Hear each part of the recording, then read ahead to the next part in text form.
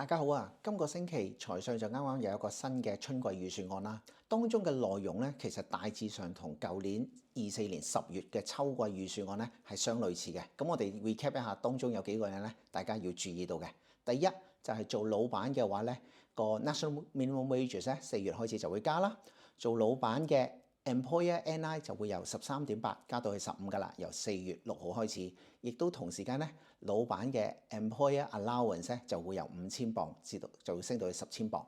咁另外當中，我覺得最重要同大家分享嘅咧，就係留意浪多冇咗啦。OK， 同埋就係遺產稅嘅問題。點解我咁講呢？就係做生意嘅朋友或者冇做生意嘅有退休金嘅朋友，遺產稅以前喺退休金呢係唔會計入去個遺產稅嘅部分，但係由2027年開始呢就會包埋入去。並且如果你係做開生意嘅 ，OK 個生意呢亦都會計埋入去個遺產稅。所以嘅話呢，我真係要鄭重去同大家提醒一下，如果你仲未計劃遺產稅嘅話呢，即刻就要同你嘅會計師去傾一傾，有咩方法可以去減低遺產稅嘅風險啦。